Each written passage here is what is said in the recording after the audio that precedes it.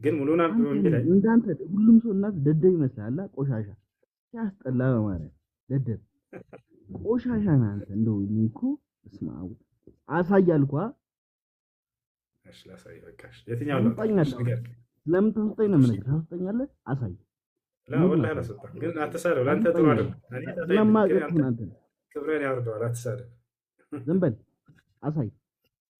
እሺ የት ጋር አንብብ። ማንበብ ነው አንተ ይኸውልህ፣ ቁርአንን ማንበብ አታውቅም። ቁርአን እሺ የት ጋር ላውጣሽ? ንገረኝ።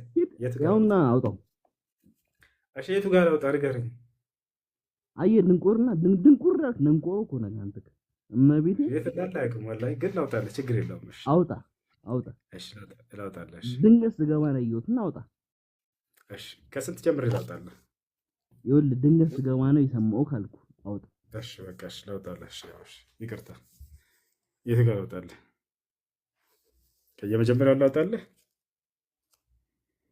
አንዴ በቃ ከመጀመሪያው እንደ ሙስሊም ደደብኩ የለም ግን እነ ኮንፊደንሳችሁ ይኸውልሽ አባ ይብቃሽ። እሺ ትልቅ ሰው ነሽ። አንዴ አንብቢው። እሺ ከመጀመሪያው ጊዜ አንተ ቆሻሻ። እሺ አንዴ እሺ አንብቢው። እሺ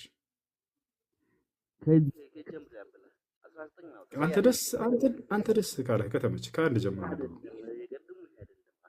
እባክህን። ይኸውልህ ይሄ ራሱ ነው ላሳይህ። ያው ቁጥር 29 ላይ እግዚአብሔር ተጸጸተ ይላል አይታየም? እግዚአብሔርም በእስራኤል ላይ ሳኦልን ስላነገሰ ተጸጸተ ይላል።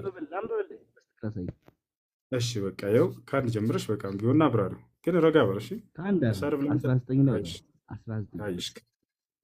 ወይኔ በፈጣሪ ከአንድ ጀምረህ አንብበውና አስረዳ። ለምን አባት ነው ከአንድ ጀምሮ ማነው? አንተ ደደብ አባቴን አትስደብ፣ ጥሩ አይደለም። አንተ ልስተው አባትም ደደብ አንተም ደደብ ነው።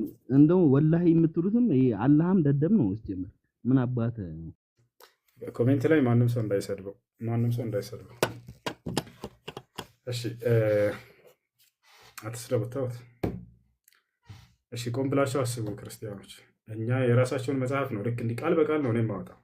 የራሴን ግምት ብሰጥ ኖሮ ተናገሩኝ፣ ችግር የለው። እኛ እንደናንተ አናደርግም። ያለው መጽሐፋችሁ ላይ ነው። ተጸጸተ ይላል መጽሐፉ። ተጸጸተ የሚለውን አሳየው።